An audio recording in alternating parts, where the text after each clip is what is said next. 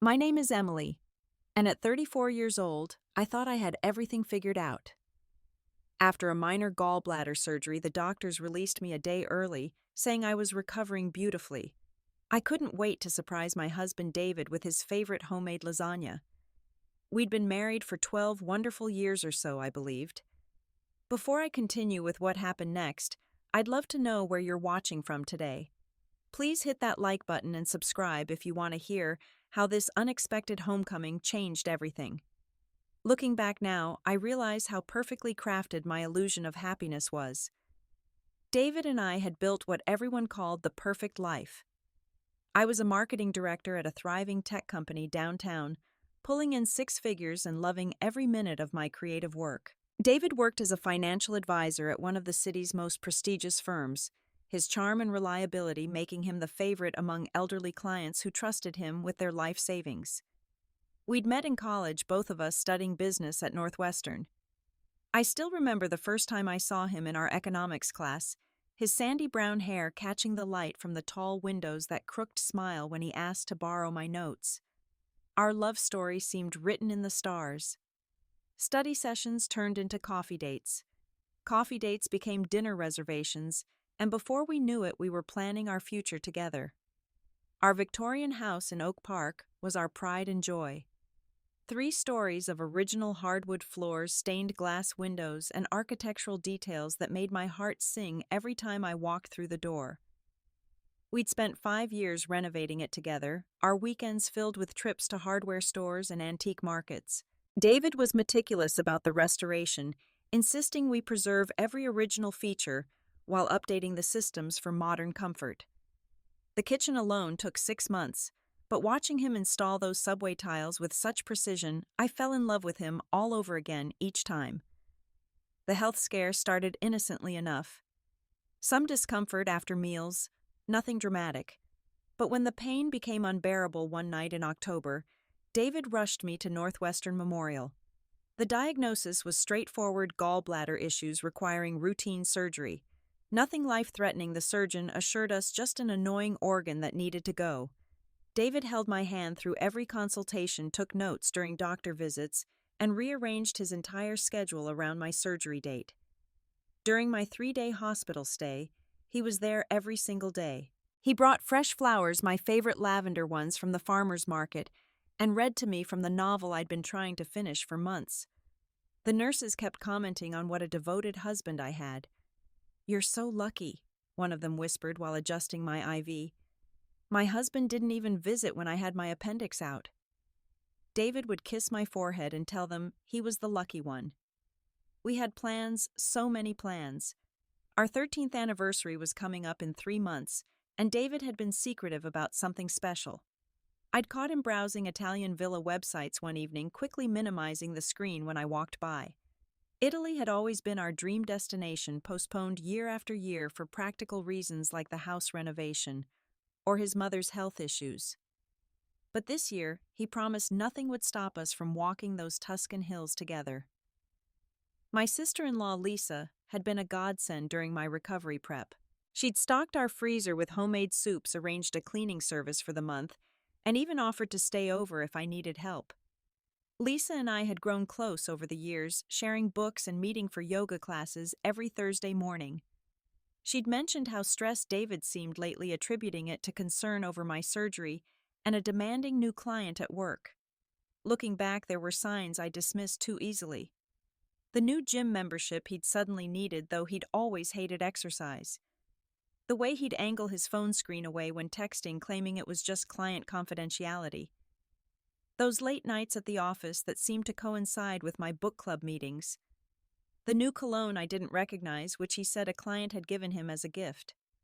The separate credit card statement that came to the house, which he quickly said was for business expenses he needed to track separately. My coworker and friend Megan had tried to hint at something once. We were at lunch discussing weekend plans when she mentioned seeing David's car at a restaurant downtown on a Tuesday afternoon. "Wasn't he supposed to be at that conference in Milwaukee?" she'd asked carefully. I'd laughed it off, explaining he must have canceled last minute. Megan's expression had been odd, but she didn't push further. She just stirred her salad and changed the subject to the upcoming product launch. The morning of my early discharge was glorious. October sunshine streamed through the hospital windows, and Dr. Martinez was practically beaming. "Your recovery is exceptional, Emily. Your blood work is perfect, incisions healing beautifully. I see no reason to keep you another day." The discharge nurse seemed surprised at the paperwork change, but processed everything efficiently. I tried calling David, but his phone went straight to voicemail. No matter, I thought, this would be an even better surprise. I had the taxi stop at Whole Foods on the way home.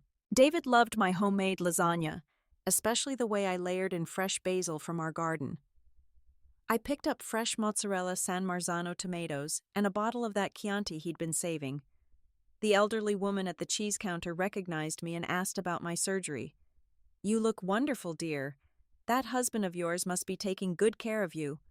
I smiled, thinking how right she was. The final stop was the farmer's market just 2 blocks from our house. October meant butternut squash and fresh sage, David's favorite autumn combination. The vendor threw in some extra herbs, wishing me continued good health. I practically floated home, my overnight bag in one hand, groceries in the other, imagining David's face when he saw me. His text came through as I turned onto our street. "Working from home today. Boring spreadsheets and client calls. Missing you terribly. Can't wait for tomorrow." Tomorrow, when he thought I'd be coming home. I smiled at my phone, typing back a heart emoji, not wanting to spoil the surprise with words. The first thing I noticed was the car. A silver Mercedes current year model parked boldly in our driveway beside David's BMW. My mind immediately rationalized it as a client meeting. David sometimes met high net worth clients at home, said it made them feel more comfortable, more personal than his downtown office. Though he usually mentioned these meetings to me, especially if I'd be home. Walking up our front steps, I noticed 2 wine glasses on the porch table. Both had lipstick marks, different shades. Strange. David must have had a female client, maybe brought her assistant too. The glasses held remnants of rosé, not David's usual choice, but clients had their preferences. I made a mental note to wash them, not wanting to leave a mess on our restored Victorian porch furniture. I opened the front door as quietly as possible, still intent on surprising David after his meeting concluded. The house felt different somehow, like the air itself was holding secrets. David's laptop sat open on the coffee table in our living room, his financial planning software running spreadsheets visible on the screen. A legitimate work session, clearly. His coffee mug sat cold beside it, suggesting he'd been away from his desk for a while. The kitchen was immaculate, which should have been my second warning.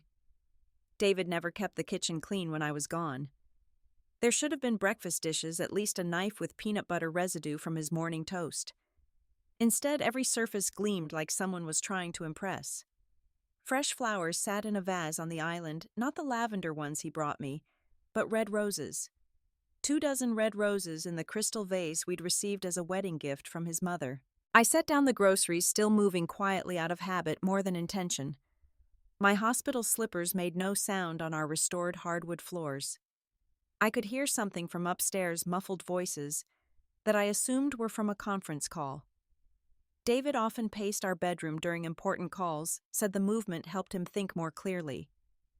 The afternoon sun slanted through our kitchen windows, illuminating dust motes dancing in the air, and for a moment everything felt suspended in amber.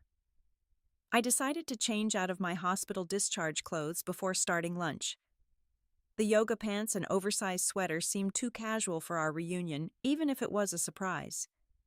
I wanted to look nice for David, maybe wear that blue dress he always complimented.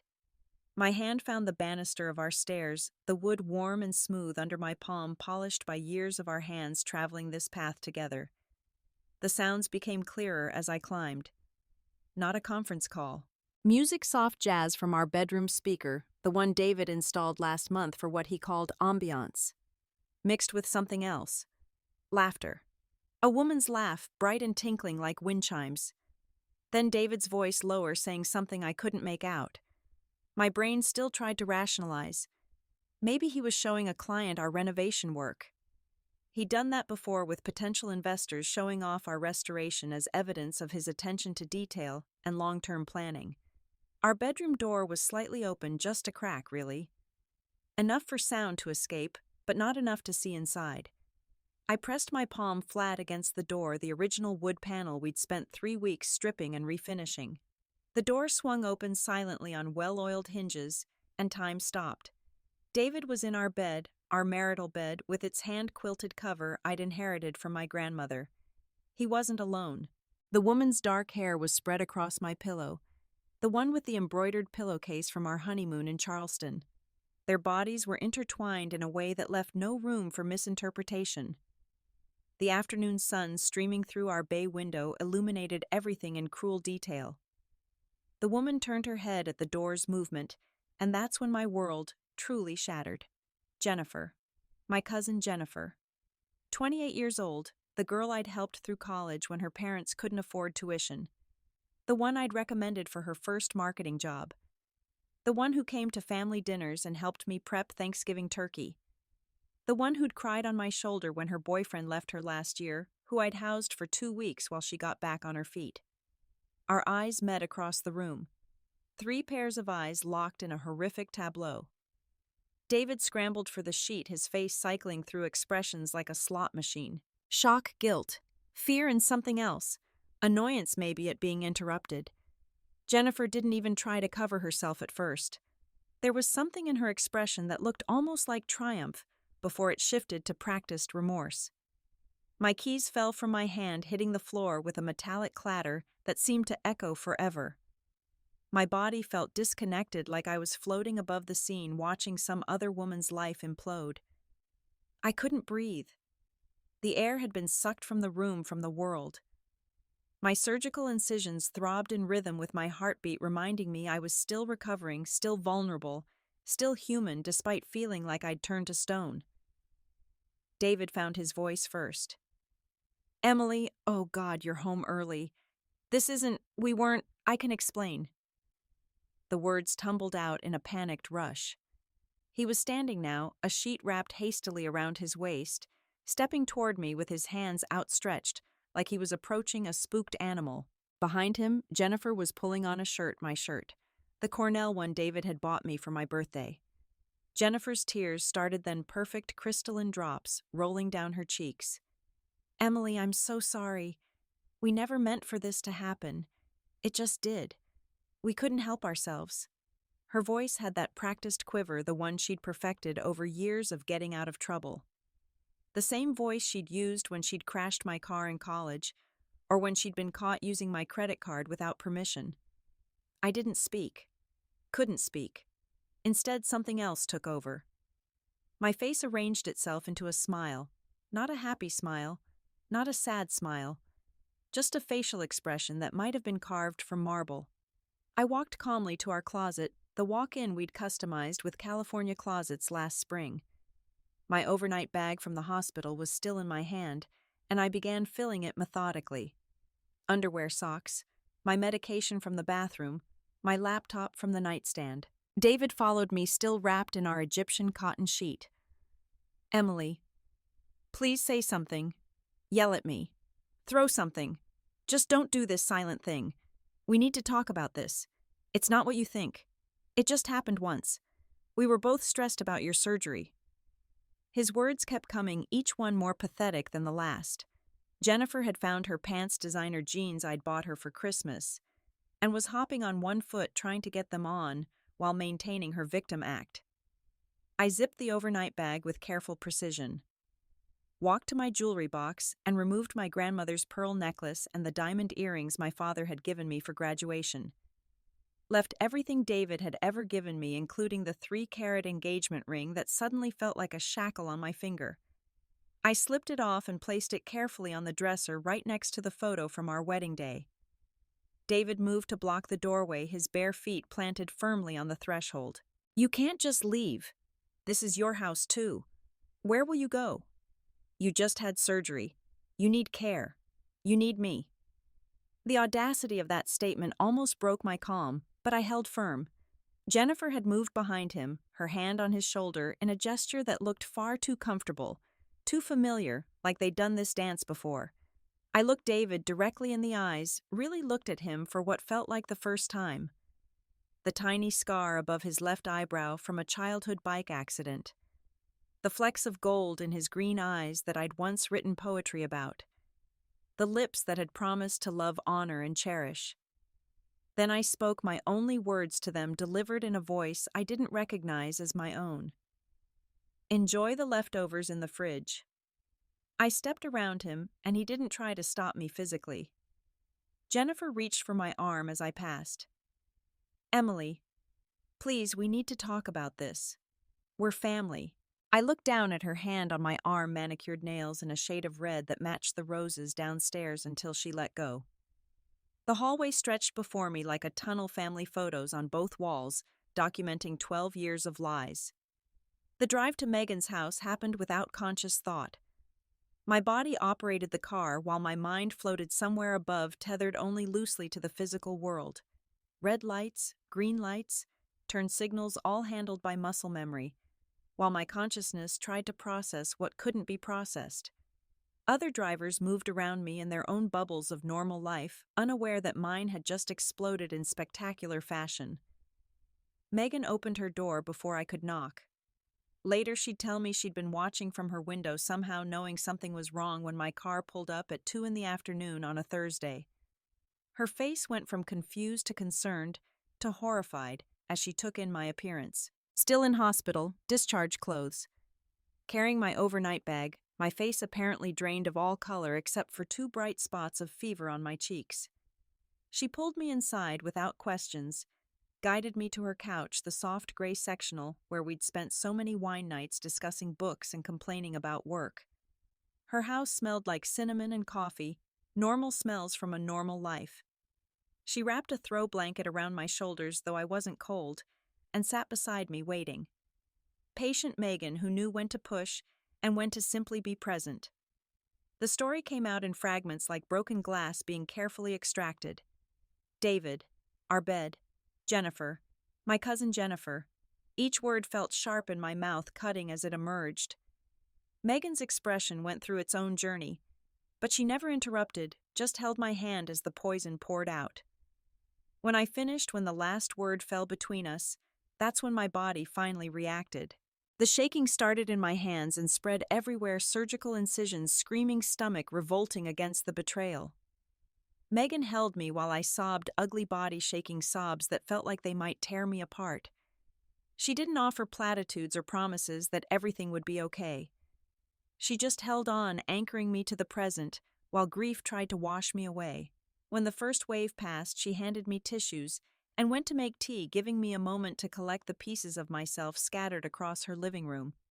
I knew something was wrong, she said quietly, when she returned with 2 mugs of chamomile. I've suspected for months, Emily.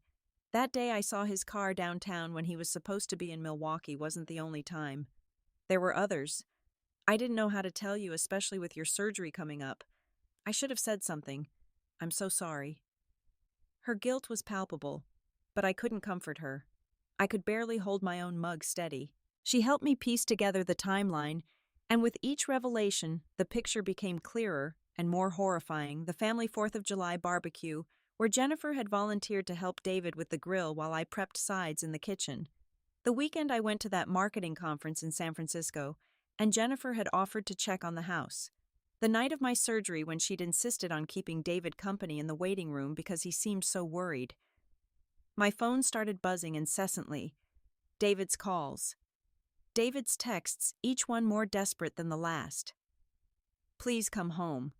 We need to talk. This isn't what you think. You're overreacting. Think about our marriage. Don't throw away 12 years over a mistake. The messages evolved quickly from apologetic to accusatory. You can't just walk out. This is abandonment. You're being irrational. Your surgery has you emotional. Come back now or I'll come find you. Jennifer's messages started arriving, 2 novels of self-justification wrapped in false apology. We never meant to hurt you. It just happened. The chemistry was undeniable. You have to understand, we fought it for so long. David was so lonely with you always working. We bonded over wanting to support you. True love can't be controlled. I hope someday you can forgive us and be happy for us. That last line made me throw my phone across the room where it hit Megan's wall with a satisfying crack. Megan's husband Jake came home from his law office around 5, taking in the scene with the quick assessment skills that made him an excellent attorney. Megan must have texted him because he didn't seem surprised. He set down his briefcase, loosened his tie, and went into what Megan called lawyer mode. First things first, Emily. We need to protect your assets. When someone shows you who they are, this dramatically believe them. David's already shown he can't be trusted. Log into your accounts right now. The financial betrayal was almost worse than the physical one. Our joint savings account, which had held $40,000 yesterday, now showed $12,000. Our joint checking, usually holding around $8,000 for monthly expenses, was down to $600. The investment account we'd been building for early retirement showed recent withdrawals totaling $30,000. David had been slowly bleeding our accounts while I was in the hospital, while he was bringing me flowers and reading me stories. The credit card statements Jake helped me access told more of the story. Charges at restaurants I'd never heard of during the 3 days I was hospitalized. A jewelry store purchase for $2,000 last month, not my birthday or any holiday. Hotel charges in the city when he was supposedly at home. Designer clothing stores that carried neither his style nor mine. The receipts painted a picture of an affair that was neither new nor accidental. My mother called while we were documenting everything. Her voice was strange, careful in a way that told me everything. Emily, honey. David just called me. He's very upset. He says you've had some kind of breakdown, that your surgery and medication have you confused. He's concerned you're having a reaction to the anesthesia. Should I come over? The betrayal spread wider. He was already spinning his narrative, painting me as unstable, unreliable, sick. Family members started choosing sides before they even knew there were sides to choose. My phone, cracked but still functional, showed messages from David's mother expressing concern about my mental state. His brother asking if I needed psychiatric help. My own Aunt Jennifer's mother begging me to be reasonable and forgive her daughter's youth and impulsiveness. Only my father's message brought comfort. Your mother just told me. I'm booking a flight. Don't make any decisions until I get there. Love you, sweetheart. Jake had connections at a forensic accounting firm. One phone call, and we had an appointment for the next morning to trace where the money had gone. Another call to a private investigator he'd used for corporate cases. A third to Patricia Chen, supposedly the best divorce attorney in Chicago, known for handling high-asset cases with complicated financial entanglements. Jake was building my army while I sat in shock on Megan's couch, watching my life reorganize itself into before and after. Sleep was impossible that night. Megan set me up in their guest room, the one with the peaceful blue walls and white curtains, but my mind wouldn't stop replaying the scene. Every time I closed my eyes, I saw them in my bed, my grandmother's quilt, my sanctuary violated. I spent hours on my laptop researching Illinois divorce law, learning terms I'd never wanted to know. Marital assets adultery. Impact financial fraud and marriage dissipation of assets. Each search led to another revelation about how naive I'd been. Patricia Chen's office occupied the 40th floor of a building that scraped Chicago's sky. The view stretched over Lake Michigan, endless blue meeting October gray, at a horizon that seemed impossibly far away. Patricia herself was nothing like I'd expected. Petite, maybe 5 feet tall, with kind eyes that missed nothing and a handshake that could crush walnuts. Her assistant had cleared her morning for us, recognizing Jake's name and the urgency in his voice. She listened to my story without interrupting, occasionally making notes in handwriting so precise it looked like font. When I finished, she leaned back in her leather chair and steepled her fingers. Emily, I've been doing this for 22 years. I've seen every version of betrayal there is. What your husband has done goes beyond simple adultery. The financial manipulation, the timing with your surgery, the involvement of a family member, these are aggravating factors that courts take seriously. The forensic accountant Jake had contacted was already at work. Within 2 hours, he'd traced patterns that made my stomach turn. David had opened a separate business account 6 months ago, allegedly for a new investment venture. He'd been funneling money there steadily, small enough amounts to avoid notice, but adding up to nearly $100,000. The account was only in his name, carefully structured to avoid marital property claims. But that wasn't the worst part. The investigator Patricia employed, a former FBI agent named Marcus, discovered David had done this before. Not the affair part, but the financial part. His previous employer, a smaller firm before his current prestigious position, had quietly let him go after discovering irregularities in client accounts. No charges filed. Everything handled discreetly to avoid scandal. But the pattern was clear. David wasn't just a cheating husband. He was a serial financial predator who happened to be married to me.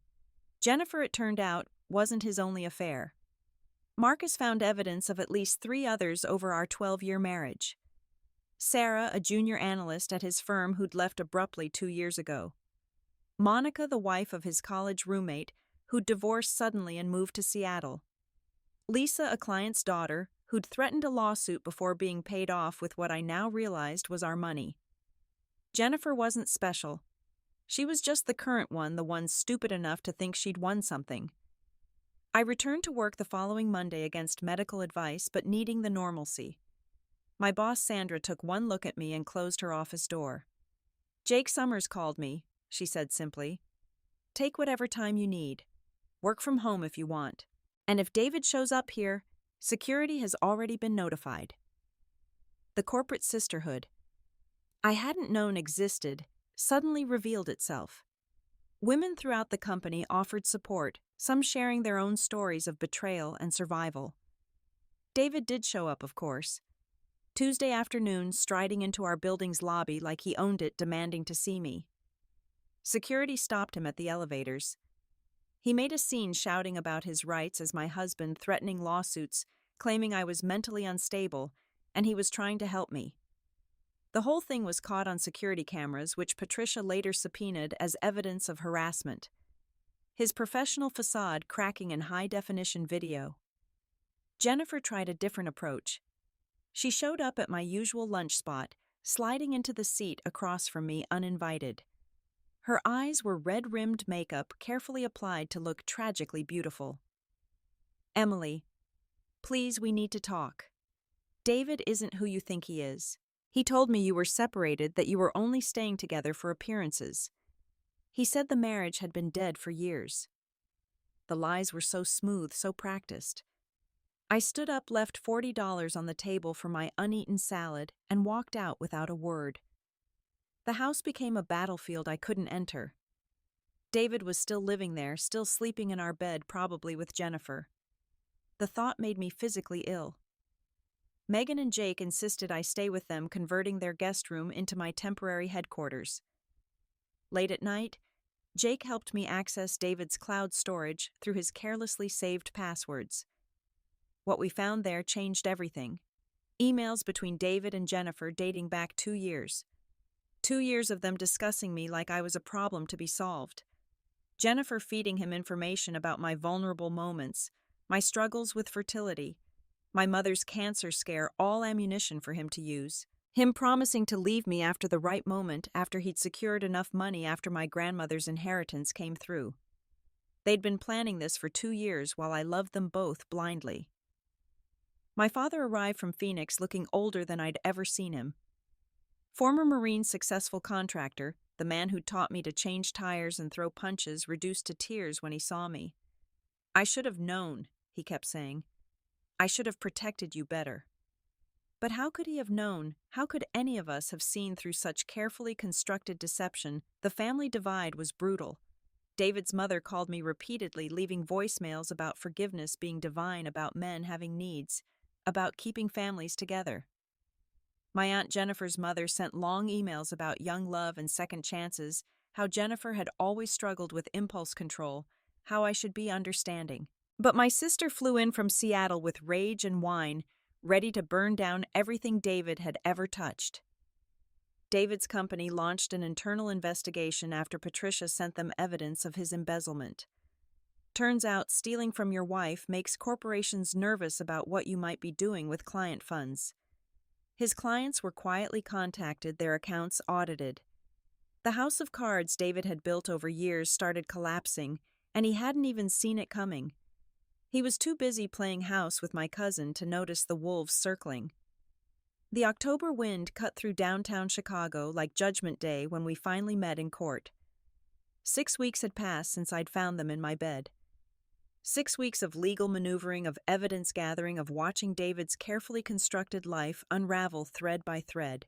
I dressed deliberately that morning in Megan's guest room, choosing the navy suit that had always made me feel powerful, the one I'd worn to pitch the campaign that earned my promotion to vice president. David arrived looking haggard, his usual perfect appearance cracked around the edges. His suit was expensive but wrinkled, his hair needed a cut, and there was a desperation in his eyes I'd never seen before.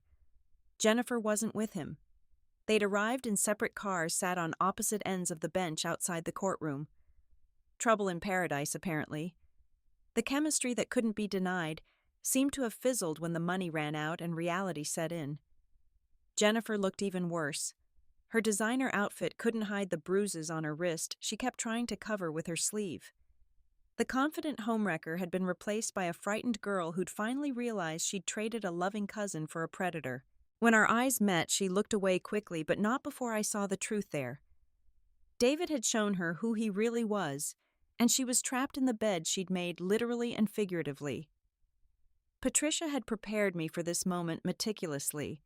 Every document organized, every piece of evidence ready, every word I would say practiced but not rehearsed. David's lawyer, an overpriced man named Richards, who specialized in protecting unfaithful husbands, seemed unprepared for the thoroughness of our case. He'd expected a simple adultery divorce.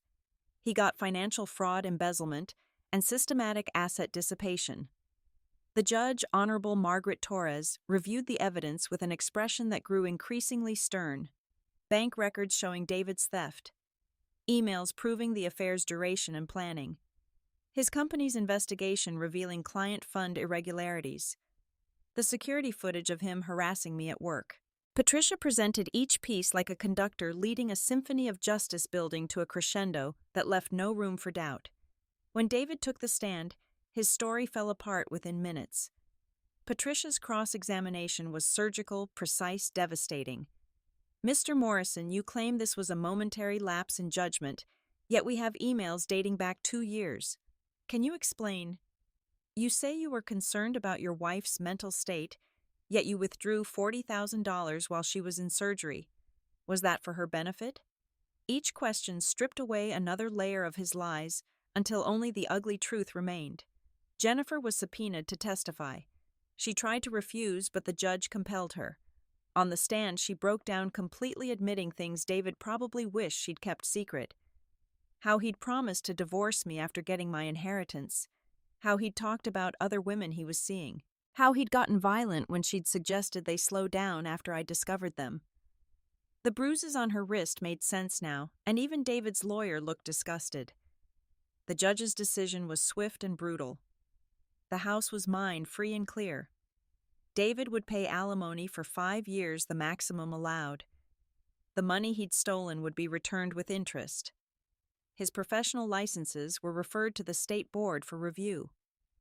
What had been built over 12 years of marriage was dissolved in less than 2 hours, but the scales of justice had finally tipped in my favor.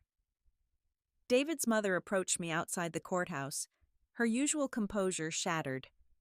"Emily, I'm sorry. I didn't know. If I'd known what he was really doing, I would have stood by you." I accepted her apology with grace, but made it clear that our relationship was over. Some bridges once burned couldn't be rebuilt. She understood, walking away with shoulders bent under the weight of her son's sins. The media picked up the story within days. Prestigious financial advisor charged with embezzlement made the Tribune's business section. David's carefully cultivated professional reputation evaporated overnight. His company fired him formally, and the state began criminal proceedings. The man who'd walked into court in an expensive suit would likely be walking into prison in an orange jumpsuit within the year. Jennifer tried one last time to reconcile showing up at Megan's house with flowers and tears. "Emily, I know you'll never forgive me, but I need you to know I'm sorry. He manipulated me too. I lost everything: my family, my job, my self-respect. You were the only person who ever really loved me, and I threw it away for someone who was using me. I didn't invite her in, but I didn't slam the door either. I hope you get help, Jennifer. Real help. But you're not welcome in my life anymore. She left the flowers on the porch. I threw them in the garbage. Returning to my house for the first time was surreal.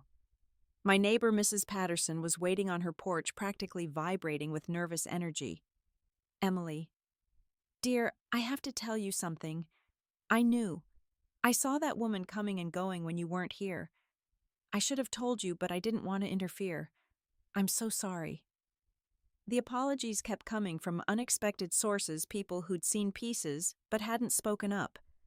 I couldn't be angry at them. Who wants to be the messenger of such devastating news? The house felt violated, contaminated by their presence. I hired a cleaning crew to deep clean everything, but it wasn't enough. The bedroom furniture went to charity. I bought a new bed, new linens, new everything. Slowly, room by room, I reclaimed my space.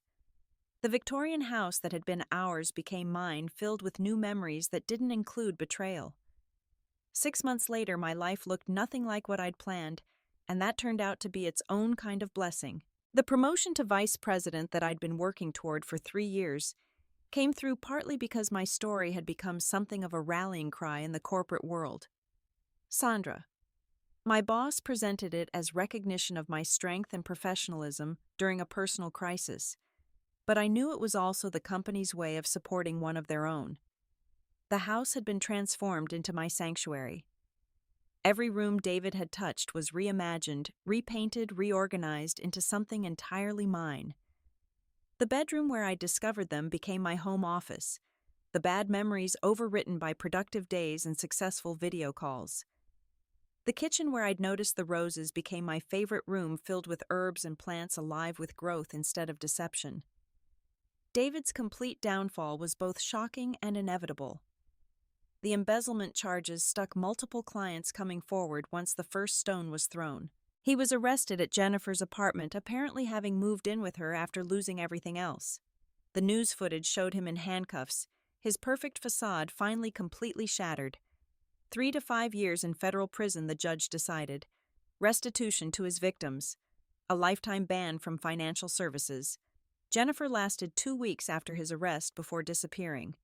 She moved back with her parents in Indiana, deleted her social media, and according to my aunt's tearful phone calls, was seeing a therapist and working at a local bookstore. She'd written me a letter, 6 pages of apology and self-recrimination that I read once and then burned in my new fire pit, watching the smoke carry away the last of my anger toward her. My support group for divorced women had grown from Megan's living room to a proper meeting space downtown. 20 women now gathered every month to share stories, offer support, and rebuild their lives after betrayal. I'd become something of an expert on recognizing financial abuse in marriages, helping other women see the warning signs I'd missed. The group called me their phoenix, rising from ashes I hadn't even known were burning. The trip to Italy happened after all, just not how David and I had planned it. I went alone, spending 2 weeks wandering through Tuscan hills and Roman streets. In Florence, I met Roberto, a tour guide with kind eyes and a gentle smile, who showed me hidden restaurants and secret gardens. We didn't fall in love. That would have been too soon, too much like a movie. But we became friends, real friends, and he restored my faith that good men existed in the world. My therapy sessions with Dr. Williams had peeled back layers I hadn't even known existed. The signs I'd missed weren't just about David. They went back further to patterns established in childhood, to my mother's tendency to keep peace at any cost, to my father's absence during crucial years. Understanding these patterns didn't excuse David's behavior, but it helped me understand why I'd been vulnerable to it. The business I'd started almost by accident had taken off beyond my wildest dreams. Financial Freedom for Women began as a blog, became a podcast, and was now becoming a book. Publishers were interested in my story, not the salacious details, but the practical advice about protecting yourself financially in marriage. I'd partnered with Patricia Chen to create workshops for women entering or leaving marriages, teaching them what I'd learned the hard way. My family had slowly healed around Jennifer's absence. My aunt still sent birthday cards I didn't open, but my parents had firmly chosen my side once they understood the full truth. My sister had become my fiercest defender, flying in from Seattle every few months just to check on me. The family that remained was smaller but stronger, bonded by truth instead of pretense. Phoenix seemed like the perfect name for the golden retriever I adopted from the rescue shelter. She was 3 years old, abandoned by her previous family when they moved, but full of love and trust despite her history. We took morning runs along the lake, her joy at simple things like sticks and squirrels, reminding me that happiness didn't require complexity. She slept at the foot of my new bed, a guardian against nightmares that came less and less frequently. Patricia and I had become friends beyond our professional relationship. We met for lunch monthly, no longer discussing legal matters, but life books, travel plans.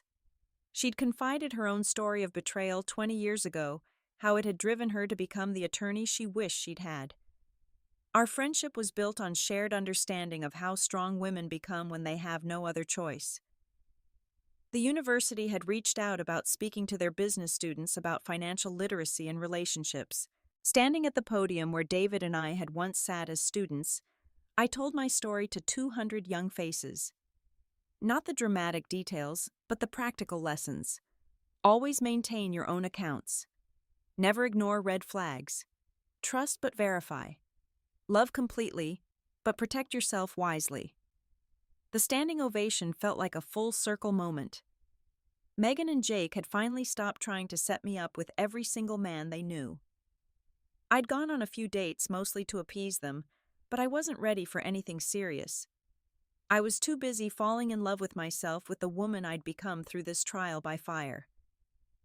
The Emily who'd walked into that bedroom 6 months ago wouldn't recognize the one standing here now, and that was exactly the point. David had tried to write me from prison once.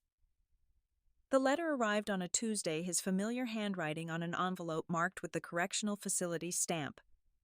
I didn't open it.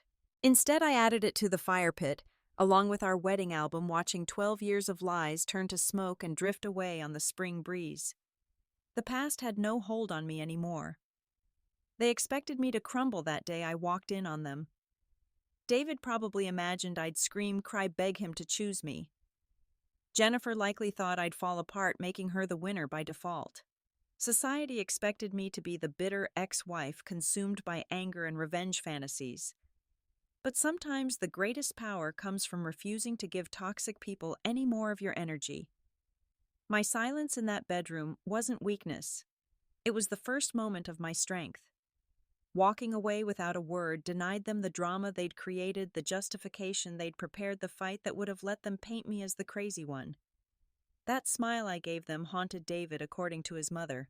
He'd told her it was the most terrifying thing he'd ever seen, because it was the moment he realized I was already gone, already moving forward, while he was stuck in the web of his own making. The journey from that October afternoon to this April morning hadn't been linear. There were nights I cried until I couldn't breathe, mornings I couldn't get out of bed, moments I wanted to call David just to scream at him. But each day got a little easier. Each small victory over my own pain built a foundation for the next. The woman writing this story now isn't fueled by anger or bitterness. She's powered by self-love and the knowledge that she survived something that should have destroyed her. People often ask me if I regret not seeing the signs sooner. If I wish I'd never married David. If I hate Jennifer for what she did. The answer to all of those questions is no. Without that marriage, that betrayal, that devastating afternoon, I wouldn't have become who I am now. I wouldn't have found my voice, my strength, my purpose. I wouldn't be helping other women avoid my mistakes or survive their own betrayals. The financial theft hurt more than the affair in many ways. Money represents security, future dreams. David didn't just steal dollars. He stole my trust in partnership, my faith in shared goals, my belief that building something together meant equal investment. But in rebuilding my finances alone, I discovered something powerful. I didn't need him. I'd never needed him.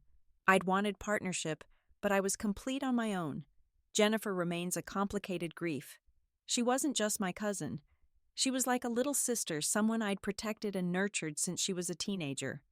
The betrayal cut deeper because of our history, but it also taught me about boundaries. Family doesn't mean unlimited access to your life. Blood doesn't guarantee loyalty. Sometimes the family you choose, like Megan and Jake, like Patricia, like my support group sisters, are more real than the one you're born into.